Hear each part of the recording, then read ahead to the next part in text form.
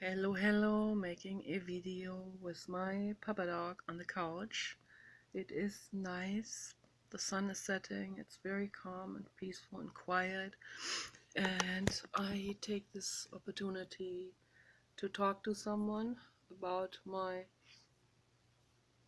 thoughts, about my worries, about my pain that I carry inside of my body and particularly in my solar plexus.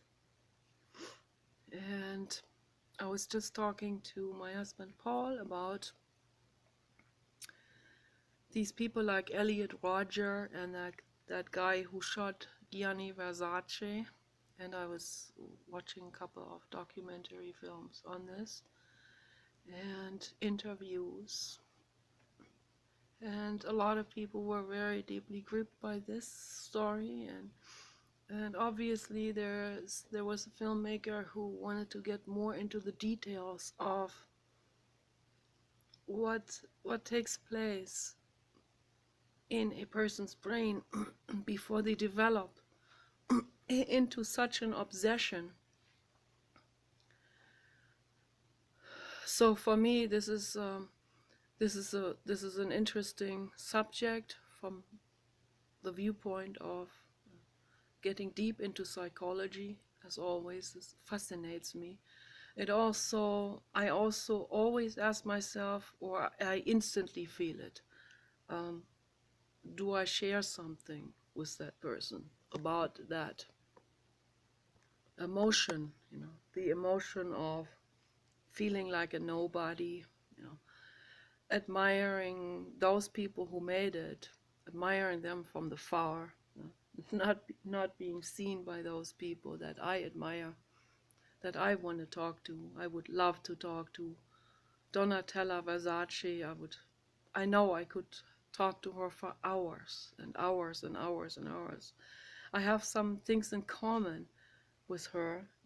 I don't have success. I have no success. I'm a failure when it comes to communication with other people, when it comes to mingling, when it comes to marketing myself, when it comes to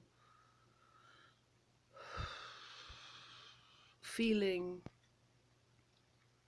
connected and all of this. So, and particularly, in terms of,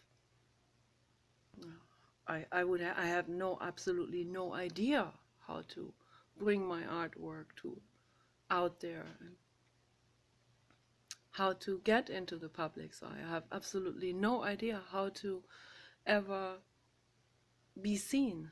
YouTube, yeah, this is my therapist. I have a handful of people who may in some form, somewhat remotely empathize with me, but the rest, no, I don't think that my videos speak to anyone. So I have things in common with Elliot Rodger and that guy, and also the people at Columbine and that kid at Sandy Hook. And I got some things in common with them. I would never hurt anyone. I would never. But I understand how they felt. So, and that's what I think this one filmmaker was trying to get into. But some people complained that I didn't see the whole film. I only saw a couple of clips. So from that, I can't judge 100%. But I understand why some other people would say, why do you get too much into the brain of the murderer, and seems like you're glorifying the murderer. I don't know if he glorified the murderer or not. We can't really tell at this point. I don't like violent films. I don't like violence, so I cannot watch the film. I don't like it. I don't know. It's too painful for me to see something like this. Emotionally also. So because, they created a paradise for themselves, these people. the Versace family has created a paradise, and I see those people. I see Donatella and Gianni Versace as the what I call emperors of fashion. Okay, this is a definite, instant knowing that I have about these two people, brother and sister, the emperors of fashion, and they have clothes on. The emperors that actually have amazing clothes on. So, and I say, yes, look, those are emperors, and they have clothes on, but everyone else knows that too.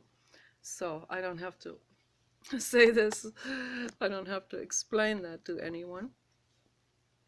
I see how it does hit a nerve with also the wider public, and obviously there's an energy that swings in their art that is so universal and so infinite and so amazing, and speaks to people on all kinds of levels, of course.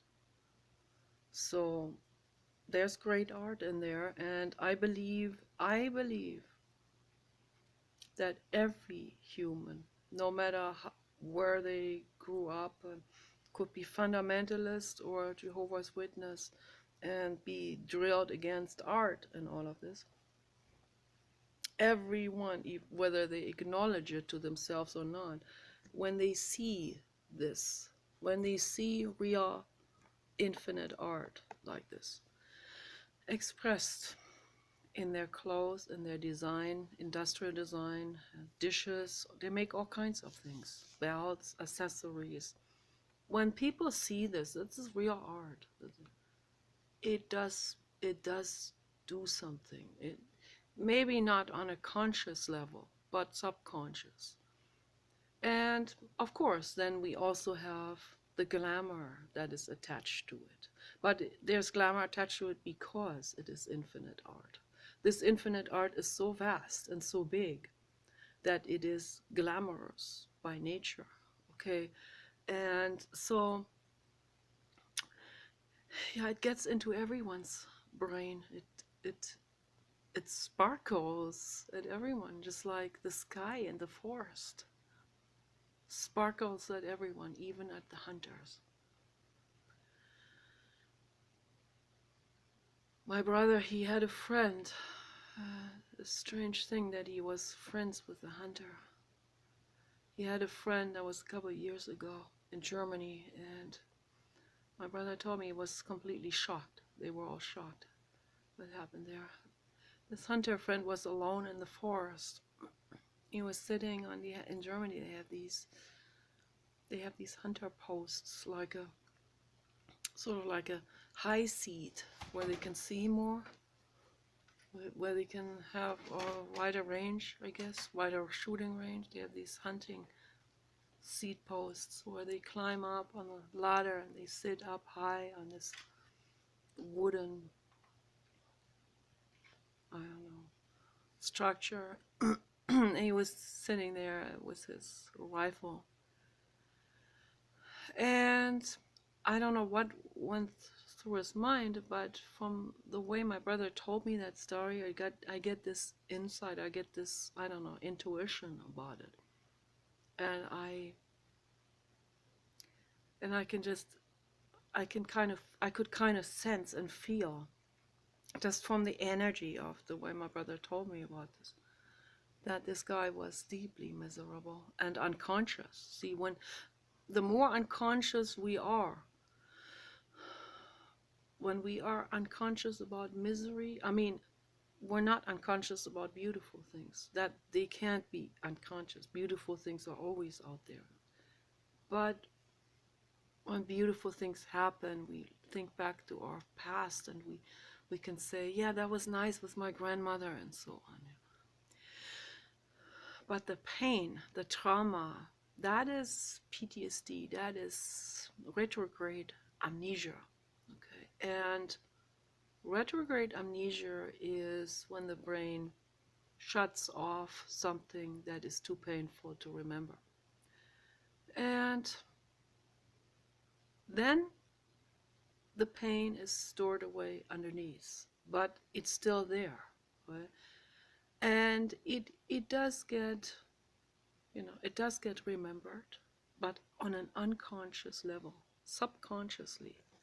And it shows up in different forms and colors later on in life. It's my main mission to the world is, when you have an animal baby or human baby, you must give that being unconditional love. If you miss out on that, the life derails into misery and suffering. This is a fact. It is a fact, and this information has to get out there. Pass it on to other people.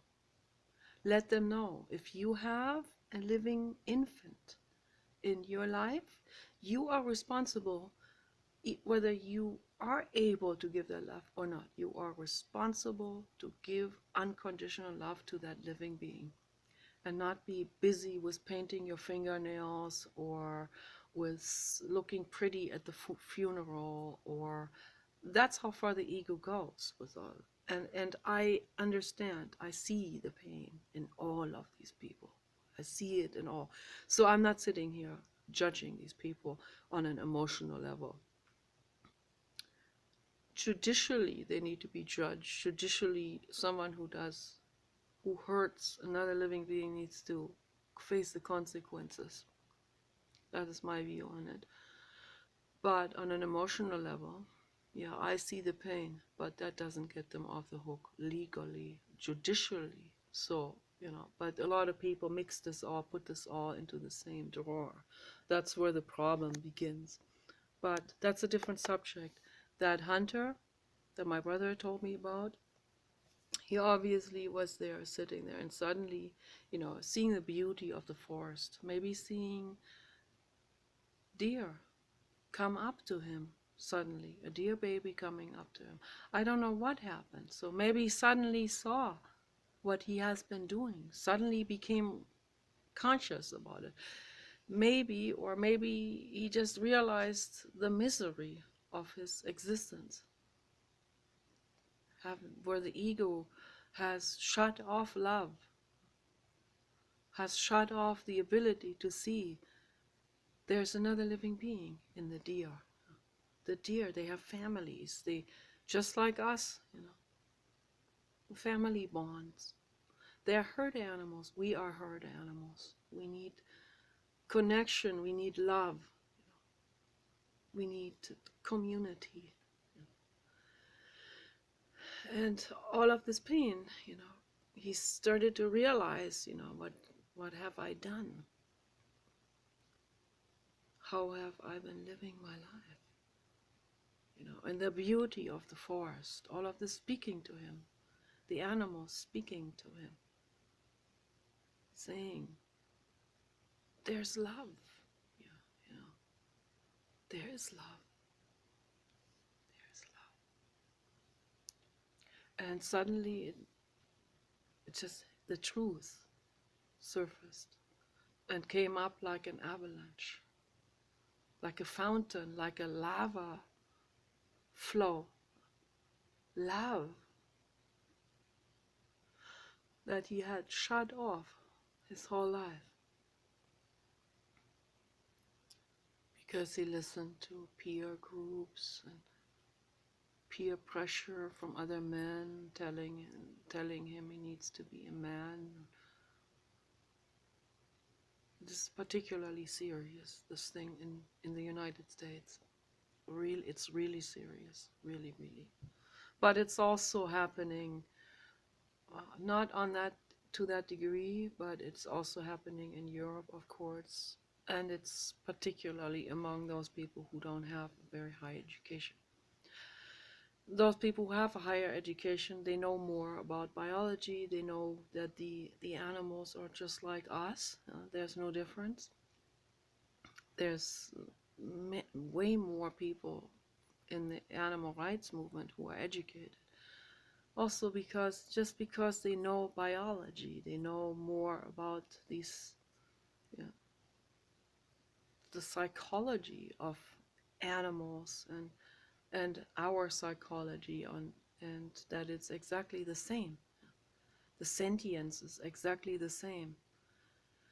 And the people who are educated, their egos tend to attach themselves more to the education level, so or the prestige and those kind of things. That is happening much more in Europe, also because in Europe they have just had better education in general, and they have socialized education where everyone has access to it, and not just someone who has the privilege of paying a very high tuition. So they have no tuition in Europe. That's why at every university I went to in Germany, the two universities I went to, one in Berlin and one in Landau in South Germany. In every class there was, seemed like, was someone from the United States. What's so cute how they were talking. How they were talking German. So, and because they always said the personal you, and that it is so sweet, you know. That's what I want to see in Germany, that the personal you becomes the official you and not the unpersonal. We have two types of you. One is the sir and ma'am type of you, the official, the bureaucratic type of you, and the other one is the personal friend type of you.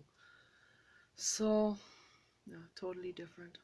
The right there shown the social dynamic already different, just because of those kind of things. uh, what education does, what education in general, I'm not saying they have the perfect education, but just they have better education. So what that already has done, what that has already created in terms of not ever being going in this, once you have that education, you don't go into hunting or something like this. It's like,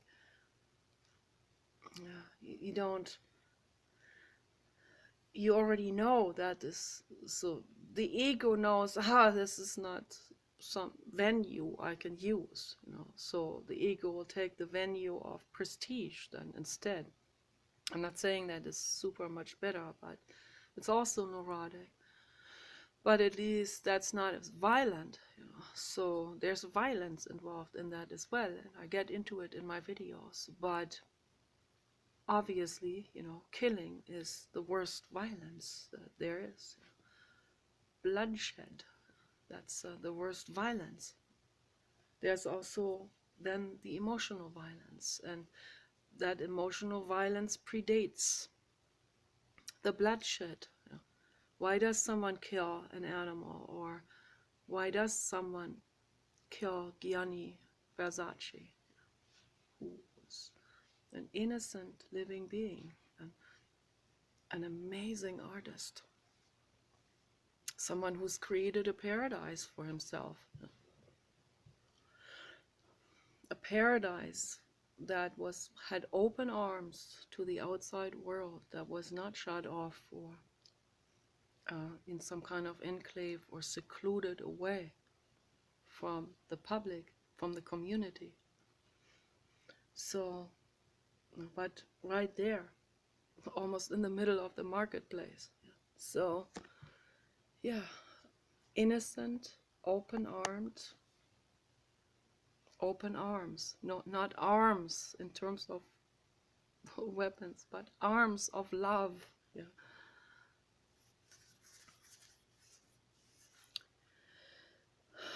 Why would someone hurt those people, animals and people?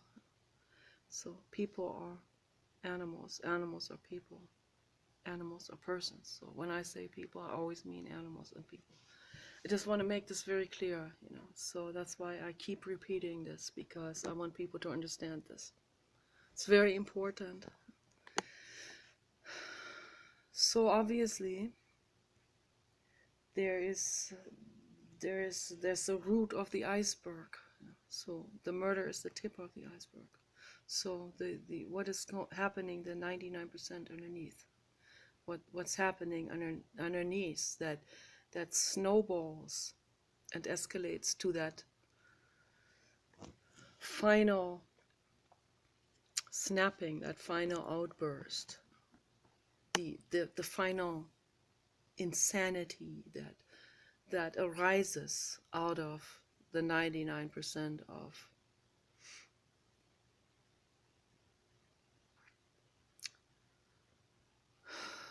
time, the time frame that leads up to this, to the horrible events. So, which is, in that case of the guy, the hunter guy, murdering the animals. So, the moment when he shot himself in the head, sitting up on that structure, looking out into the forest, the moment when he shot himself, that was actually the moment of truth. That was the moment of complete realization of what he was doing. What am I doing? What have I been doing? So that realization coming up suddenly, and shooting himself, shooting his brains out. It's a violent act, of course, but it is the final act against himself, because he could not live with the truth of this. So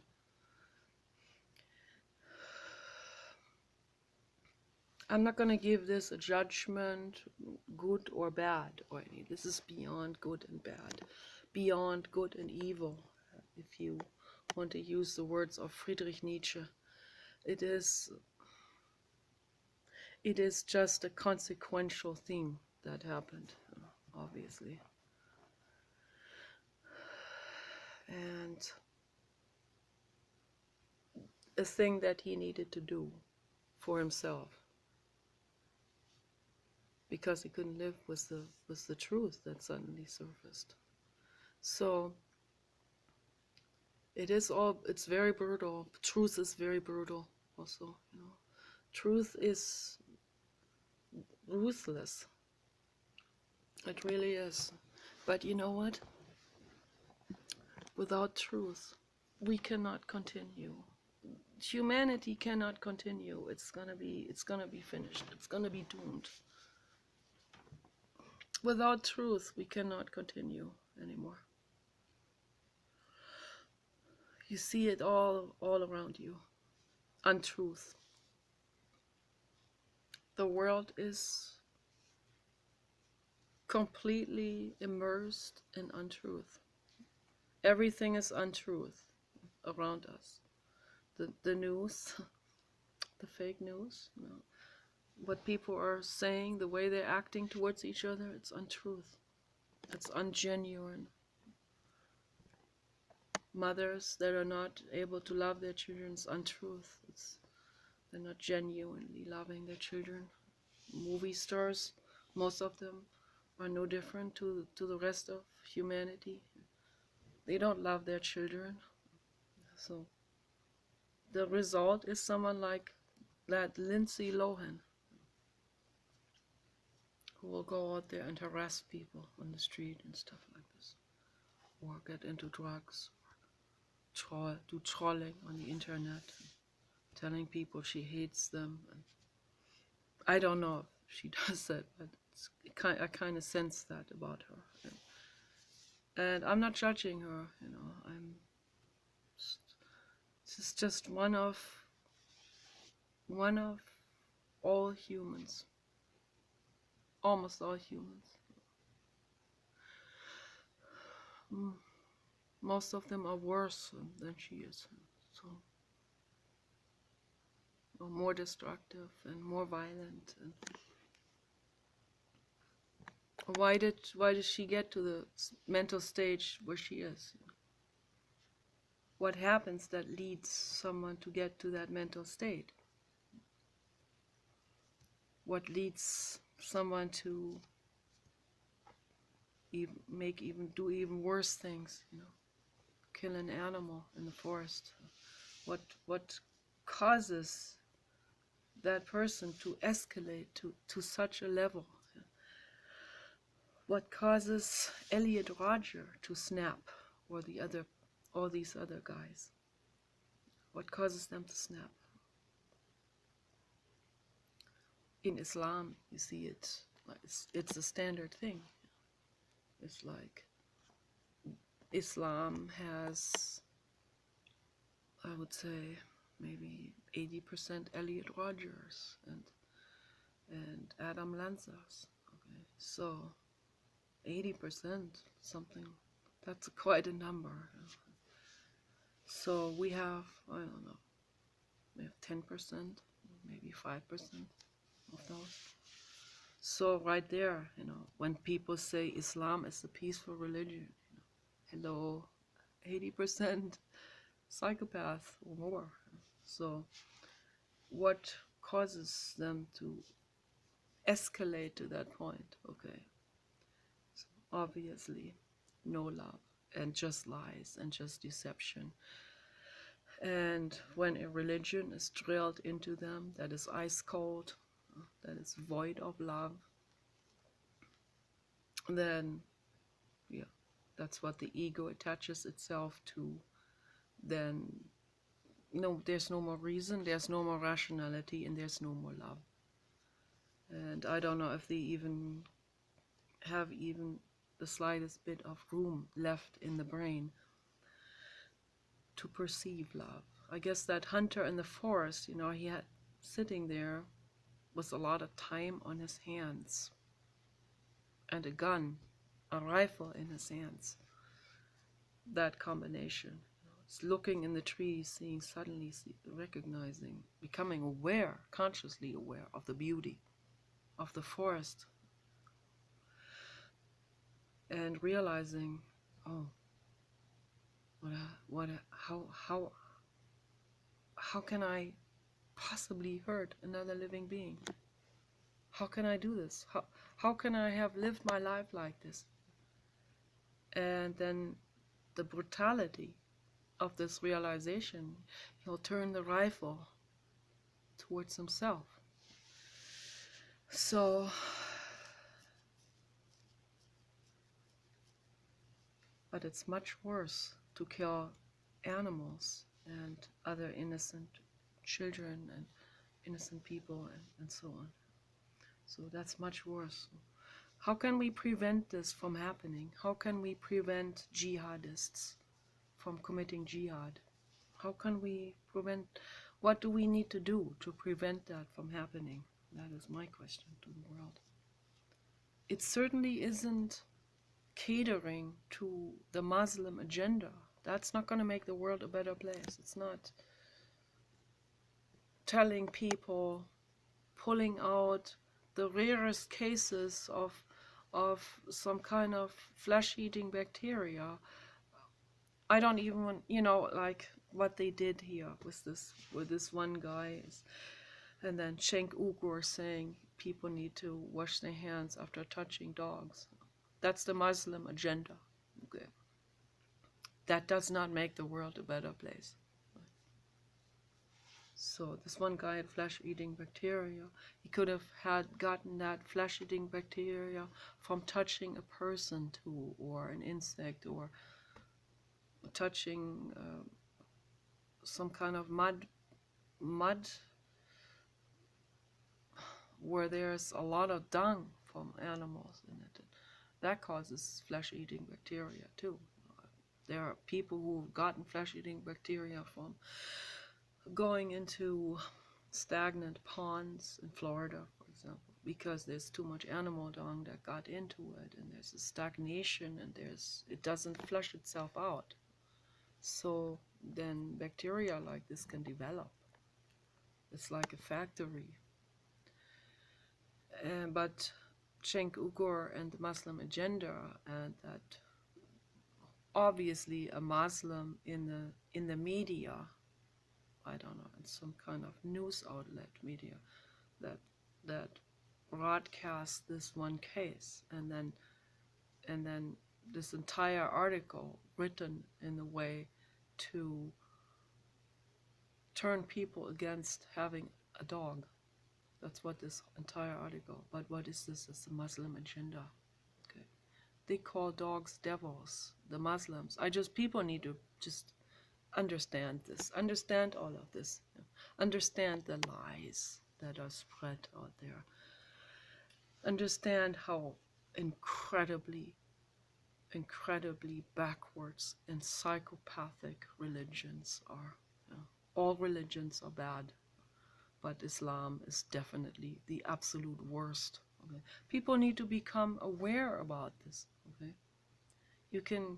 A dog can have an infection just like a human can have an infection, and we can get the infection and a certain bacterial infection we get more bacterial infections from other humans, obviously, yeah, like STDs, for example. Okay, you don't get that from a dog, even if you had intercourse like this with the dog.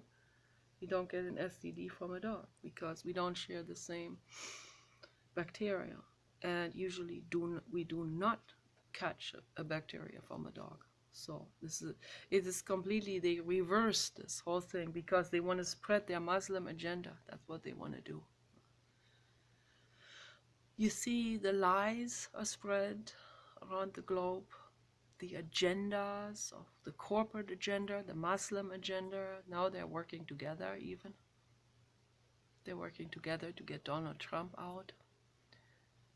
And they do anything. They shy away from nothing to get their way. The corporate agenda will do anything and everything. The corporate agenda will side with the most psychopathic religion there is if that helps them, if that funnels something in their direction. That's what I'm trying to get across to the world, that people understand this. Okay, so that this is becoming very crystal clear, that the corporate agenda with the greed-based people on board, the people that are only living for greed and nothing else.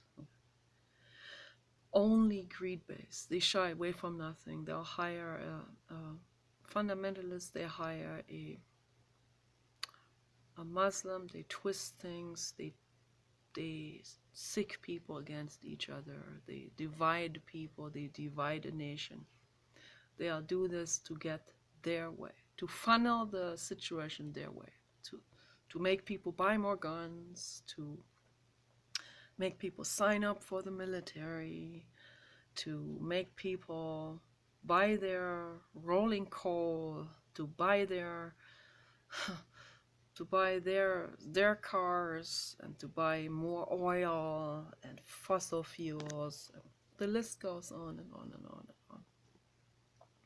People need to realize this. And Donald Trump is a caring person who wants to bring it back to balance. He came in to rescue the situation because they knew that it was very, very, very, very, very risky that one of the other Republicans could have won the presidency. So that's why he came in to rescue the situation. Okay, that's the truth, but that's not being talked about by anyone. No one talks about this. I think the only one that got a little closer to this was Alex Jones in this subject. Okay, I think Alex Jones was the only one who even supports Donald Trump. I don't know about the other ones, but I think the other ones, they're all for Santorum and Mike Pence and Marco Rubio and those other people. So those are very dangerous corporatists. Very, very, very dangerous corporatists. They would really ruin this country, really, for sure. So Donald Trump, he came in as the Deus ex machina to help. It's the last moment, God out of the machine that comes to help. So, but yeah, because it was already clear that the corporate agenda, they would do anything to get Hillary not elected. So they'll do anything. They brought in Bernie Sanders. The corporate agenda, they think 100 chess moves ahead, but now they have someone like Donald Trump. They have Donald Trump, who also knows how to think 100 chess moves ahead. Okay. But he does it to make the world a better place. Okay. And I know he supports Elon Musk. He just can't. He has to stick to the Republican platform, or they will get him out very quickly. I don't even know if I should make these videos and talk about it. I don't know if I should talk about this to people, because the left people are not going to vote for him anyway, because it's unpopular, and the people on the right, they vote for him because their peer group tells them to vote for him, and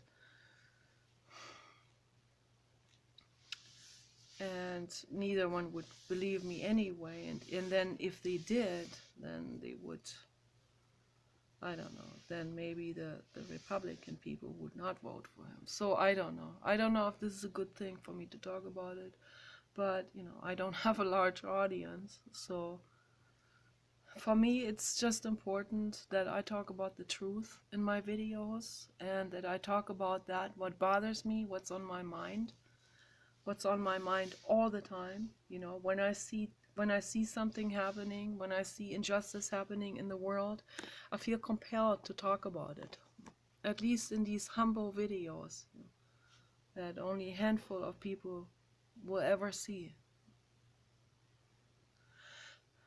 But at least here I have this chance to talk about it and to express my worries and to tell you what's going on. I want people to read more. I want people to question more. I want people to talk more about these things. I want people to address these things, and I want people to look at it with real seriousness, and not with this laissez-faire, hey, let's flirt on the side or something, like the flirting that's going on in the chat rooms, like, this is my peer group, ha ha ha, da da da da da da da, and then they are shouting at each other, and if there's a woman, then they're gonna be flirting in a crude way. I want people to look at these things with seriousness, real seriousness. You need to really look at it and really question these things. That means you have to step above your ego. You have to step above your football party, football team, okay? You have to step beyond your political party that your ego has attached itself to. Step away from it, look at it from above, and question these things. What's actually happening? Who is who? Who is the good player and who is the bad player? And why? Okay? Who runs off with the money? Who is the one who puts their money at risk for the greater good? Okay, Elon Musk, Donald Trump, okay, Hillary Clinton too, Al Gore, for sure. I will put the link under the video. I'm running a petition now with a handful of people who signed. I don't know how many signatures I'll get, but I want Al Gore instead of Brett Kavanaugh. Okay, so Al Gore for Supreme Court judge. Okay, Let's do it. It's long overdue, by the way. You know, Al Gore had also the majority of votes, but they were able to manipulate it into, again, towards their own agenda. That's how this is such. There's no democracy. It is such corruption. It's incredible. Al Gore even got the majority of the votes, and so did Hillary Clinton. But both times they manipulated it. And that's why we don't have a real democracy. But at least we have petitions. You know, if someone circulates a petition, and PETA, People for the Ethical Treatment of Animals, they had 10 victories just in recent months. 10 victories, major victories, massive forward movement, okay, in terms of animal rights. This is also voting. You vote with your petition signature, okay? Very important, and everyone can vote. Everyone around the whole world, okay? This is not bound to certain territories. This also affects all of us. We're in this here together. This is one planet, and this one planet, now we have globalism. We have everything has gone global. Okay? Now it affects all of us, and everyone is responsible for every animal around this whole planet. Every one of us. You sign the petition, you're voting. You're voting for the animals. Okay? You're voting for the innocent animals. You're voting for the forests. You're voting for the cows, the pigs, the dogs. That's what matters. That's the only thing that matters. That's the meaning of life, is love, giving love, living love. That's the meaning of life. Because love is joy, and love is health. Love is truth. And that is the meaning. That's the meaning for our existence. Love is speaking out. Love is caring. Love is wanting to convey truth to others. And make videos about it. Make hour-long videos or 10-hour-long videos, okay, if you can. My tablet can only do an hour, so. And you bet I will talk for an hour. You bet. Until the camera turns it off. So I will do this. And I also do it for myself. I do it for all kinds of reasons. I have time. I have passion. I care.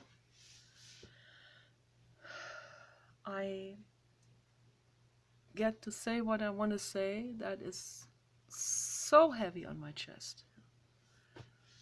And I have someone to listen, my tablet. Even if no one else listens, my tablet listens. My tablet is recording this. Just the way it is. My tablet is the best listener, because the tablet is recording what I'm saying without any judgment.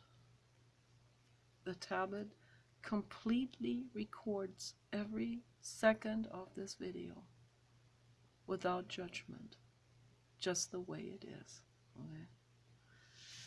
And that's amazing. And that's why the tablet is my therapist. Yes, Papa Dog. And Papa Dog's my nurse. So, and I live for Papa Dog, you know. We all live for each other. So, and that's wonderful, and that's love. And we're trying to create a paradise. The kitchen is a mess, but makes me cry often. And it's hard to clean it all up when the other person brings all this stuff back in. 10 pots on the stove, and no chef cook, no one to help. And it's overwhelming with depression and all of this. Yeah, but we're trying to create a paradise here in total seclusion. And I have nobody to talk to, and that's why I was crying earlier. no one to talk to.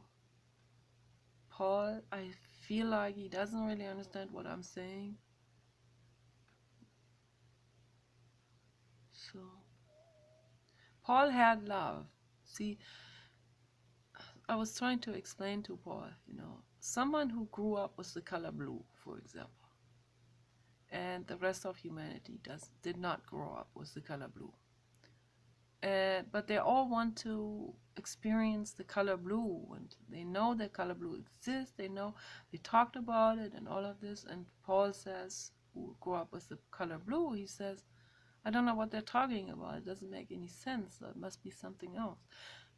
But that's because he grew up with the color blue. So that's why he doesn't know what it feels like not to have grown up with the color blue. And I use this as a metaphor, a parable, for the fact. Replace color blue with love, or color blue is love. Color blue equals love, the blue God. I use blue, that's why I use blue, the color blue. I could have said, someone who grew up with the color green, or with anything, but the other people didn't, and they don't. So they don't know what it feels like, and they act very differently because they have not had this. So no, he had love. Most people, the vast majority of humans, have not had love. They have not had love when they were infants. That's the most critical time in a living being's life. Or is the infancy period, okay? Infancy, right after birth. That's the most critical time in a living being's life. That's the foundation. If you miss out giving love, if you don't give love, you derail that being's life into misery and extreme suffering. I know Lindsay Lohan is in extreme suffering. Okay. And I feel for her. I'm not mocking anyone. I'm not judging her. I know that all of this derailed behavior, whatever, delinquent type of behavior, stealing and shoplifting, it was all on the news. I'm not slandering anyone. This is all what we hear on the news. Okay? I'm just reporting about it. I feel her because I know she hasn't received love. She has not received the nurturing during her infancy because her parents were too busy with their egoic vanity stuff. And that's because they too have not received love during their infancy. And it keeps going from one generation to the next. We're all very different. We all have very different brain anatomies. Women and men have different brain anatomies. Okay, we all have all humans have totally different brain anatomies. Okay, so there are psychopathic brains, and there are, just to group them into two crude groups, to divide it. There are many subdivisions, many shades in between, but let's use these two groups. Let's say psychopaths, just to make this more understood.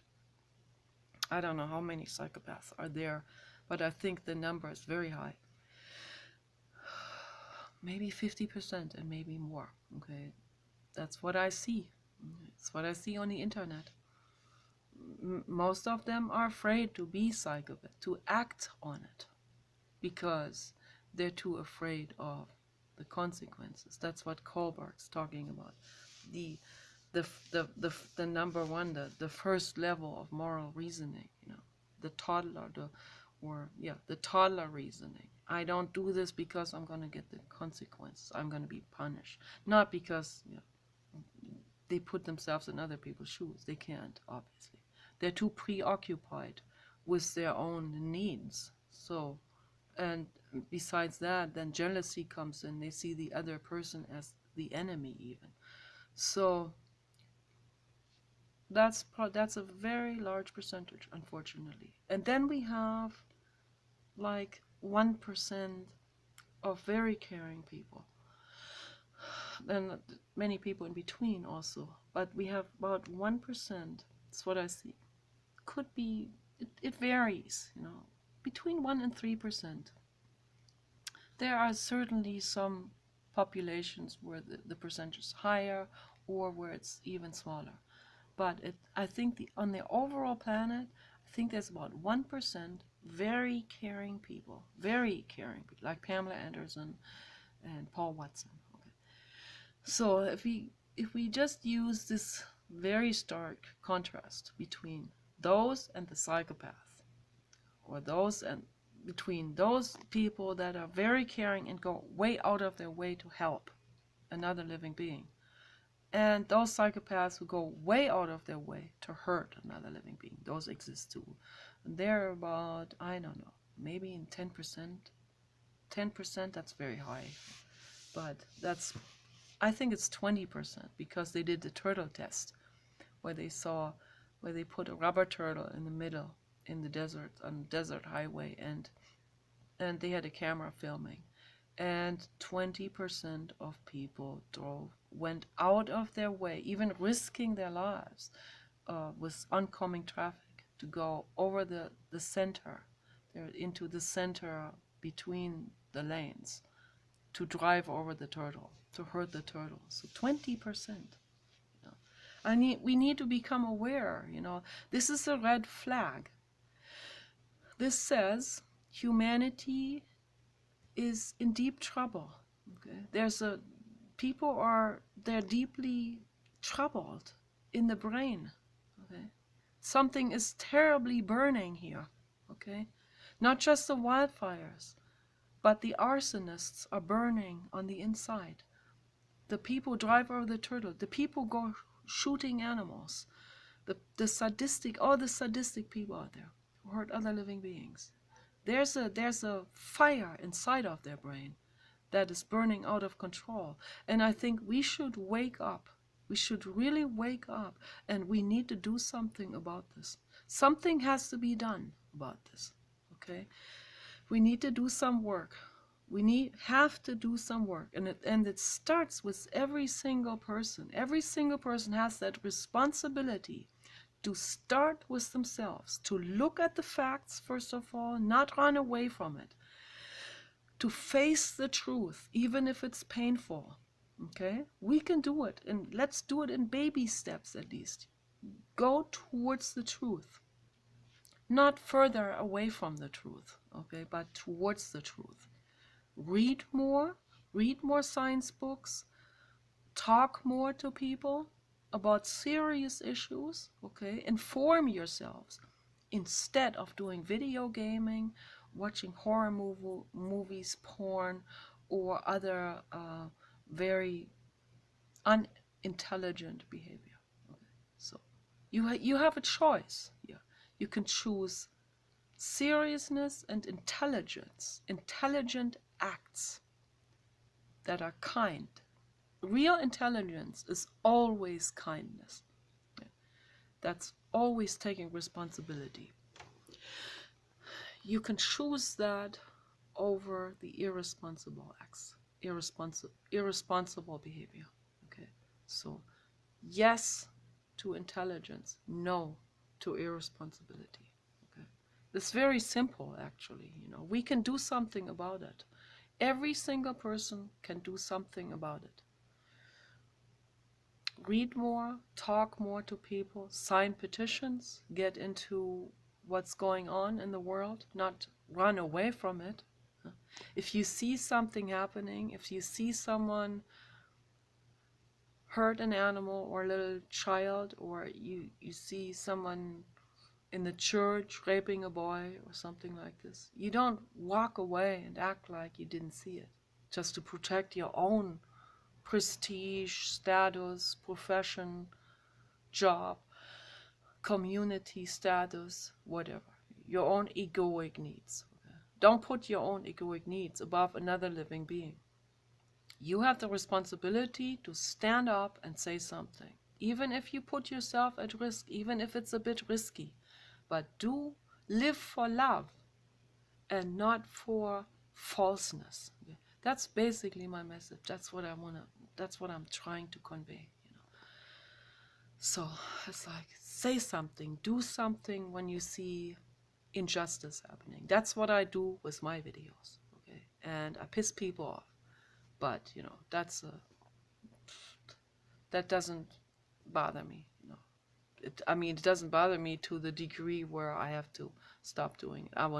Matter of fact is, the more I get bullied, the more I will talk about it, because the more I see the necessity to bring this message across. Okay? And I want to convey this to other people too.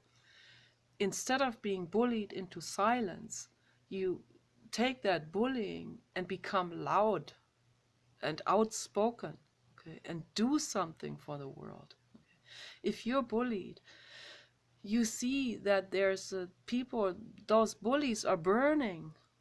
They're miserable. That's why they're bullying. Okay, you see the world is, brains are burning with pain, emotional pain, and they are acting it out that way because they don't know better. That's how their brain anatomy is. Okay? It takes, Dr. Robert Sapolsky said that it takes the combination of anatomy, which is genetic, okay, and the environment that we grow up in. So if the environment is hostile, if the child isn't loved, then the psychopathic anatomy will become manifested in that psychopathic behavior. If a psychopath is loved, psychopath baby, infant is loved, fully loved, the way it needs to be loved, then that psychopathic brain can actually, the brain anatomy can actually heal. This is what they found out. It can actually heal towards becoming a kinder person. Okay? It moves in that direction. The amygdala grows then. The hippocampus becomes larger. The prefrontal cortex becomes more complex. And love becomes, the person becomes more whole.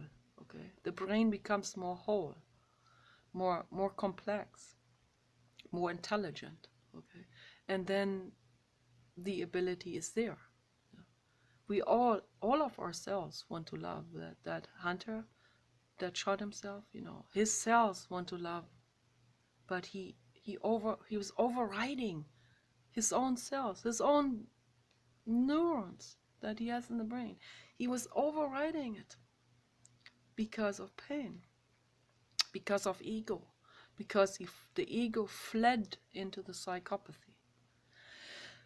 That's what the psychopathic brain anatomy does under those circumstances, when there was no love for them when they were infants. Very important, this information is very important, that people become aware about this, okay, so that we can actually do something about it, so that we know now, we have distinctly know what our path is.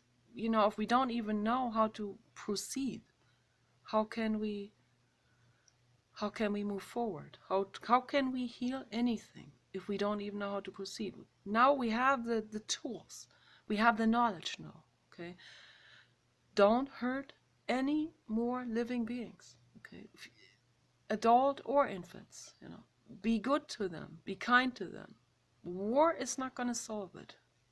Okay, the only way we solve it is with meditation and therapy, listening to another, let someone cry, give someone the option of cry, and always give unconditional love to all infant, animals and humans, okay? So that the future generations don't have to suffer through what we have suffered through for hundreds of thousands of years, all the way to our oldest ancestors. I don't know when neuroticism, when the brain became derailed in this direction. I don't know when. It was a gradual process. There's no specific date you can pull on and say this is where it started. Okay, it's obviously a very gradual process. And with it came religion very gradually. And the ego clinging to religion. The ego has created religion, certainly pushes it forward, uses it as an escape mechanism, which is no escape mechanism, and it just causes misery and suffering and wars and more psychopathy. Religion causes psychopathy. Religion is a major propagator of psychopathic behavior. People need to become aware about it. Religion causes ice coldness. That's why it needs to be dissolved. Okay? It is not a foundation for you to stand on. Okay? You don't need religion to be a good person. Be a good person, even if it doesn't come naturally. Practice being a good person. You know the difference between good and bad, at least in terms of behavior. You know that hunting is not a good behavior. You know hunting is not kindness, right? You know it. I mean, I don't need to tell you this. I don't need to tell you that bullying other people and shaming people is bad behavior. You know this already, okay? Don't do it. Don't do the hurting of, don't hurt other beings anymore, okay? Don't cause any more suffering. Don't cause someone else any more suffering. Then we can make the world better together. So you guys take care.